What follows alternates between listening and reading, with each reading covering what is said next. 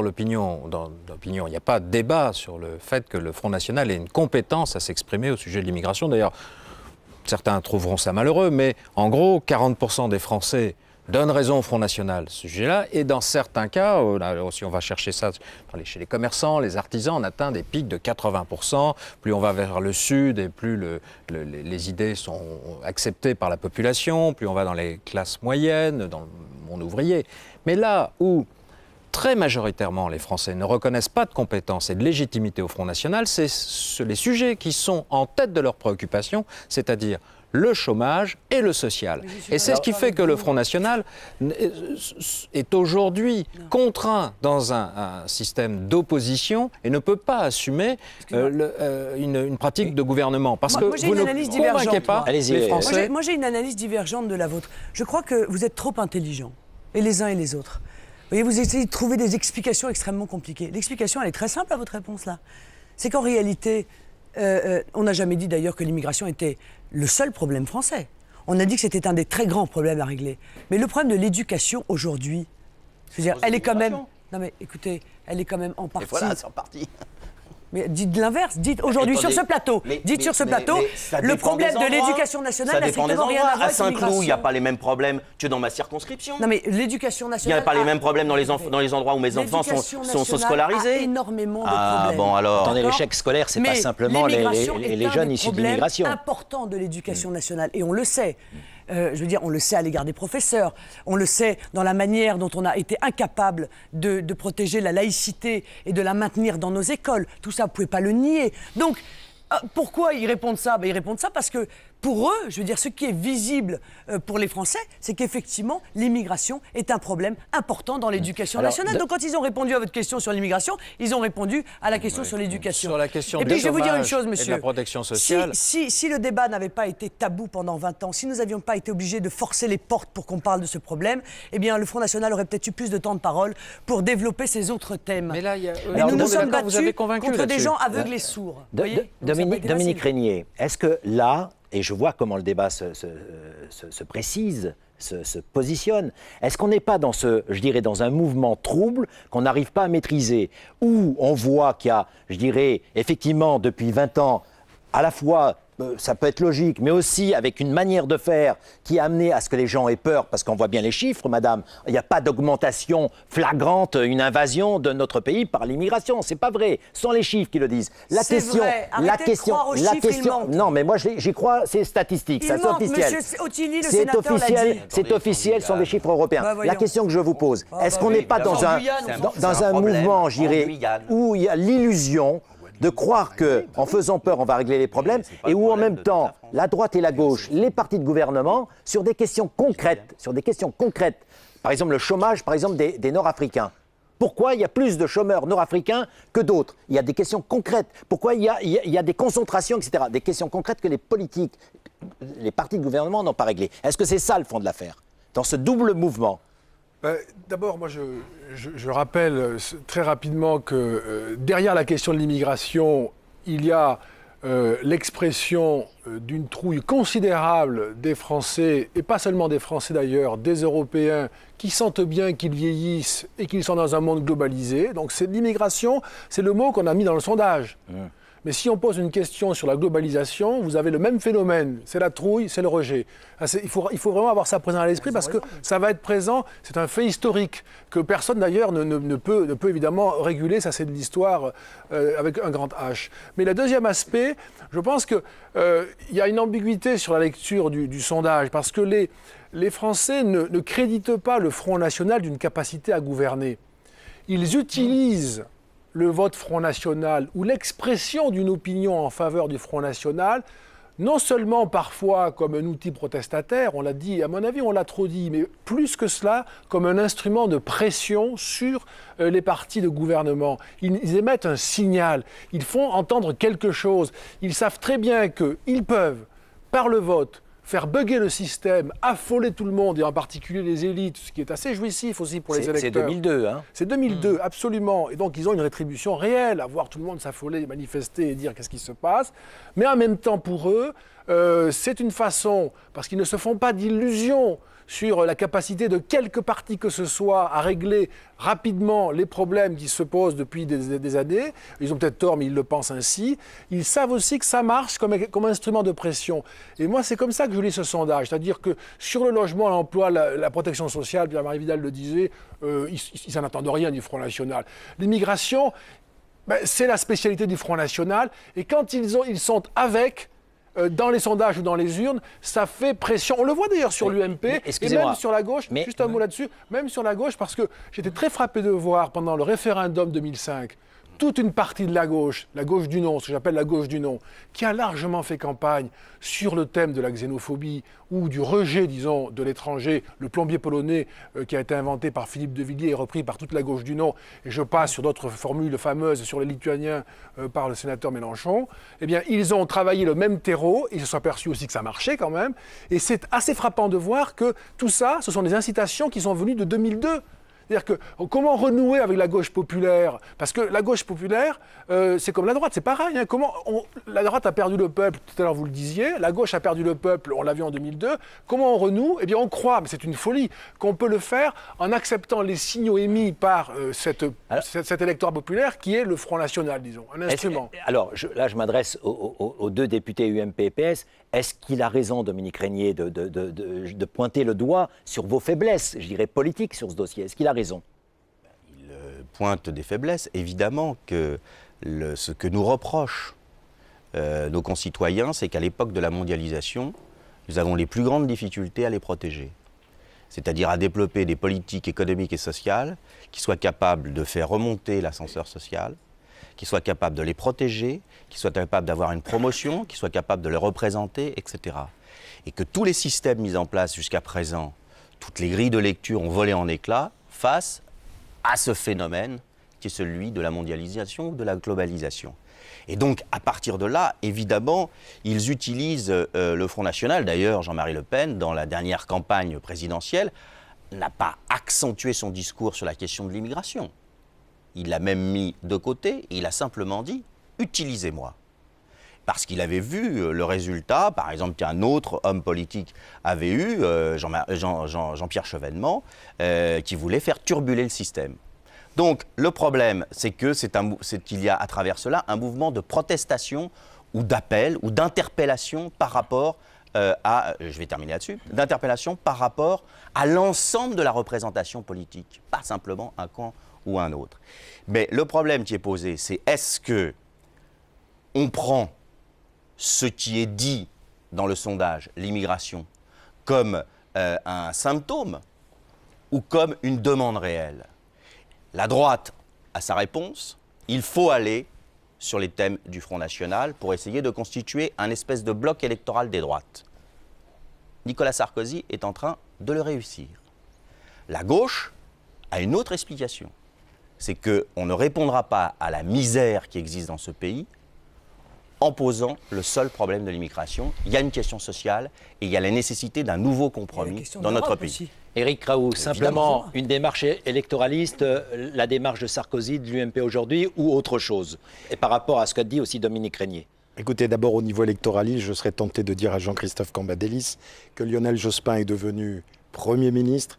Il peut remercier peut-être celui qui a dissous, mais il peut remercier aussi celui qui a créé les triangulaires, donc il y avait peut-être des intérêts communs à l'époque au niveau électoral. Qu'est-ce qui avait créé Deuxième point, les triangulaires, c'est le maintien du Front National pour faire passer la gauche en 1997. Moi, je pense, et je suis dans un département, comme dans le 19e arrondissement, qui vote Front National. C'est les communes les plus à gauche qui votent souvent en faveur du Front National. Pourquoi ? Parce que le Front National, c'est un cri de souffrance. C'est des gens qui disent « vous vous occupez pas de nous ». C'est un coup de gueule, c'est pas un porte-voix. Mais je serais tenté de dire à Marine Le Pen qu'il y a un moment où il faut transformer la colère en espérance. Il faut un moment où on doit montrer qu'en l'occurrence, on est susceptible de faire son aggiornamento personnel, son Bad Godesberg personnel, pour faire en sorte qu'on ne mélange pas, bien souvent, l'immigration avec d'autres thèmes. Et qu'il y a eu des mots malheureux, il y a eu des mots malheureux qui ont parfois... Non, des mots malheureux sur d'autres sujets. C'est une déclaration. Sur d'autres sujets. C'est une déclaration de l'UMP. Sur d'autres sujets, par rapport à l'Holocauste, par rapport à la Shoah. Il y a eu des sujets... Non, je ne suis pas du tout en difficulté. Quand vous êtes en difficulté, vous ressortez ça. Je ne suis pas en difficulté, Madame Le Pen. Je suis tenté de dire qu'en l'occurrence, la droite, entre guillemets, aujourd'hui, veut reprendre le peuple. On nous l'a reproché. Mais moi, j'en suis très fier que Nicolas Sarkozy puisse aller dans un certain nombre de quartiers. On ne demande pas moins de Sarkozy, on l'applaudit. Et la particularité, aujourd'hui, je crois que lorsque l'on a abordé le problème de l'immigration, pas dans sa globalité, Madame Le Pen, avec beaucoup de courage, je tiens à lui dire, a défendu un jour quelqu'un qui n'avait pas de papier.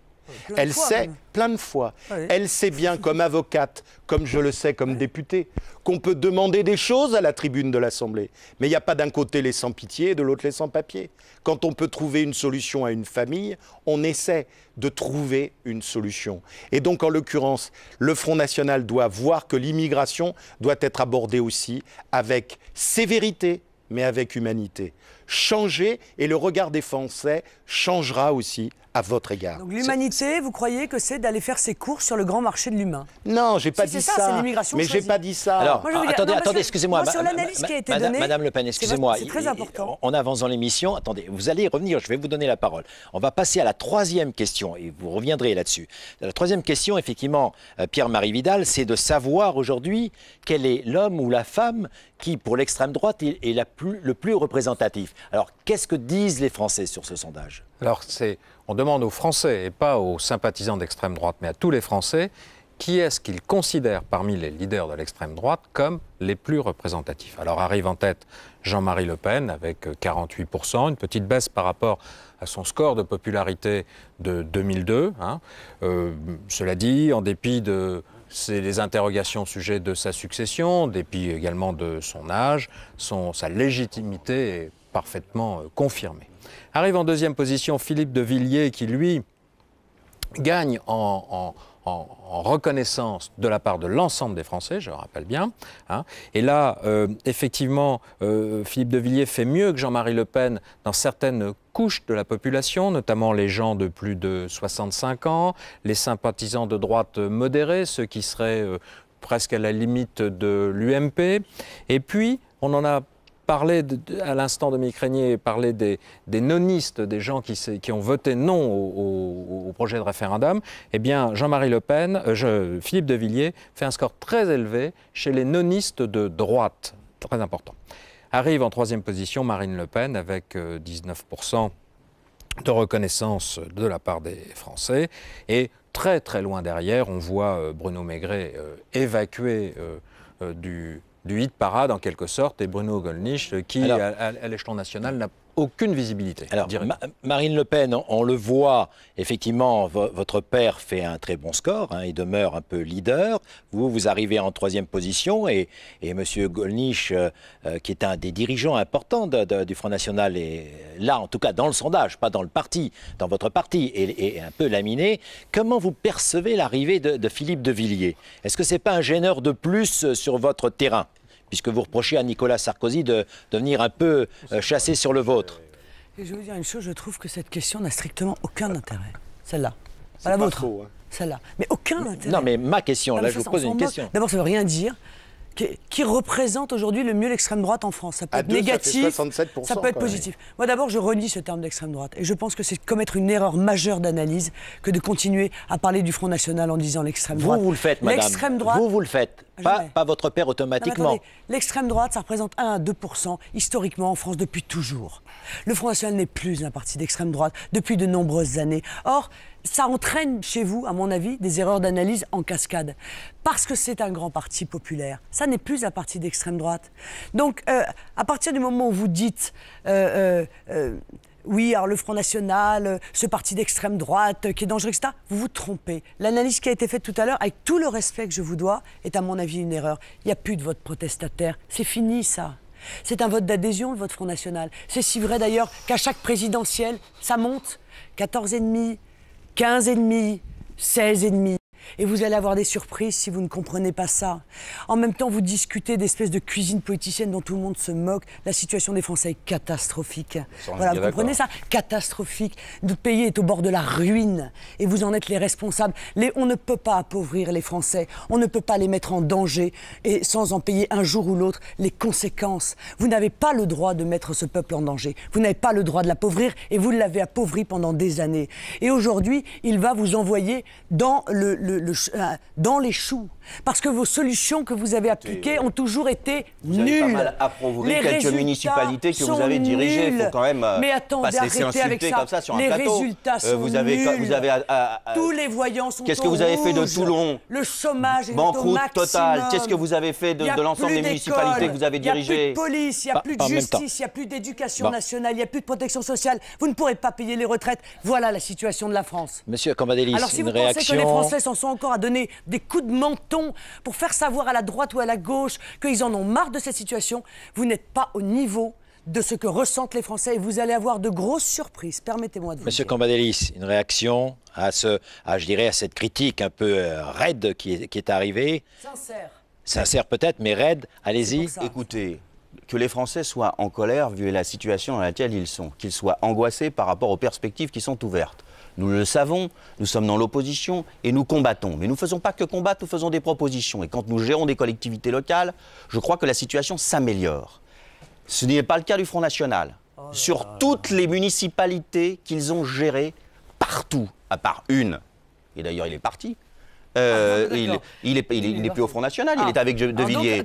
À part une dont on connaît l'opposition à votre père, à part une, toutes les municipalités, et puis même on pourrait la mettre dedans, on pourrait la mettre dedans, toutes les municipalités ont été en dépôt de bilan. Mais vous alors mentez, ça, c'est une politique. Continuez toutes à mentir, les municipalités. Continuez à mentir. Pourquoi vous énervez comme ça? Mais parce que vous mentez. Non, c'est pas vrai à Toulon. C'est pénible. Vous voulez qu'on parle de Toulon? Oui, mais Toulon n'était pas en dépôt de bilan. Attendez. Ah bon?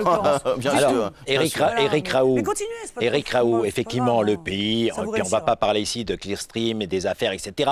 Mais est-ce qu'aujourd'hui, est-ce que la question essentielle qui vous est posée à vous, majorité, c'est pas, je dirais, de reprendre la main sur toute une série de dossiers? On a parlé de l'immigration, mais il y en a d'autres. De reprendre la main politiquement pour avancer, effectivement. Est-ce que ce n'est pas ça la question majeure qui est posée à tout le monde, et notamment à la majorité aujourd'hui? Oui, on a commencé sur les différents sujets dont Mme Le Pen a parlé, sur les retraites. Vous m'enverrez je vous enverrai ma note d'honoraires, alors si vous commencez à travailler sur les sujets que je vous donne. Allez-y, Éric Raoult. Je ne connais pas vos honoraires, donc je ne peux pas me prononcer. Non, je plaisante. Mais nous avons abordé, nous avons commencé à traiter sur l'assurance maladie, sur les retraites. On l'a vu, les difficultés sur l'emploi des jeunes, sur l'éducation. Mais dans les différents sujets que l'on a abordés, je ne sais pas quelle serait la méthode du Front National. Est-ce que ce serait, lorsqu'il y a une opposition, de passer outre et de ne pas en tenir compte? Notre méthode, comme tout gouvernement démocratique, c'est d'essayer d'expliquer, d'essayer de changer et ensuite d'essayer de réformer. Le Front National n'est pas réformiste, ça on l'a compris. Mais pour autant, je ne suis pas persuadé que dans les années qui viennent, la méthode, entre guillemets, Jean-Marie Le Pen, alors peut-être qu'il y aura une génération Marine Le Pen avec une modification d'attitude, mais pour le moment, on fait référence simplement aux années Dreux, aux années 80, aux années 90. Cela n'a pas toujours été une solution. Moi, je serais tenté de dire que malheureusement, des fois, le Front National, c'est plutôt l'oiseau de mauvais augure. Ça va bien pour eux quand ça va mal pour les gens. C'est-à-dire qu'en l'occurrence, plus les situations sont difficiles dans les villes, alors je ne veux pas parler uniquement des villes qu'ils ont gérées, mais dans la ville de Clichy-sous-Bois, qui est au sein de ma circonscription, c'est vrai qu'à une élection, le Front National a fait 31% des voix. Et malheureusement, ça a conduit la gauche à garder la ville. C'est-à-dire qu'au total, ils ont des intérêts communs. Ils ont des intérêts communs. Bon, alors, Dominique Régnier, effectivement, on va terminer, c'est la fin de cette émission, c'est vous qui allez avoir le dernier mot. Qu'est-ce que vous indiquer, qu'est-ce que vous proposez aux politiques qui sont présents ici pour avancer? Est-ce qu'il n'y a pas le risque aussi, on a parlé, on ne va pas rester longtemps là-dessus, mais sur 2002, est-ce que 2007 peut reprendre le chemin inverse? L'objectif, c'est quoi? C'est d'empêcher le Front National d'arriver au pouvoir? Je pose une question. Vous posez la question, on a l'impression. C'est une question qui se pose, que tout le monde se pose, madame. Qu'est-ce que vous pouvez conseiller à monsieur et à monsieur pour que surtout le Front National n'arrive pas au pouvoir? J'ai dit aux politiques. Vous faites partie. J'ai pas dit. J'ai dit aux politiques. Allez-y. Une question de conclusion, c'est un peu formel. Une question de conclusion. Voilà. Non, mais c'est formel. Mais d'ailleurs, c'est une question trop compliquée pour que je puisse y répondre véritablement. Mais je dirais simplement qu'il y a probablement à distinguer entre un débat sur des techniques de gouvernement et des politiques publiques qui se discutent évidemment avec des stratégies différentes et en matière d'immigration comme dans tous les domaines, et ensuite une façon de faire de la politique, c'est-à-dire une façon de parler, une façon de poser les problèmes qui n'est pas sans produire des conséquences. Donc moi j'avais cité tout à l'heure la déclaration de Nicolas Sarkozy. Je prends un deuxième exemple. J'avais été moi très impressionné par la manière dont on avait parlé des origines judéo-chrétiennes de l'Europe. Je me disais au fond, il y a 20 millions de musulmans en Europe. Quand on parle des origines judéo-chrétiennes de l'Europe, c'est une façon de dire aux 20 millions de musulmans que jamais véritablement ils ne seront européens et peut-être pas français. Donc il y a aussi une manière, je dirais, il y a des politiques publiques, il y a une façon d'administrer, et puis il y a une façon de jouer avec la politique, avec les symboles et avec les mots, qui, loin de régler les problèmes, vraisemblablement les aggravent. Très bien.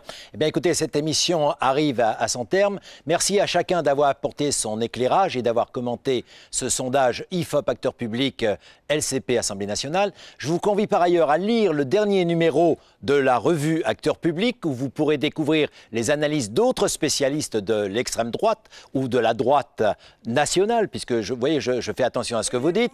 Enfin, permettez-moi de vous convier à visiter notre site internet www.lcpan.fr et celui de notre partenaire www.acteurpublic.com, où vous retrouverez de multiples informations sur cette émission et sur nos prochains rendez-vous. Merci de votre fidélité à la chaîne parlementaire et à très bientôt.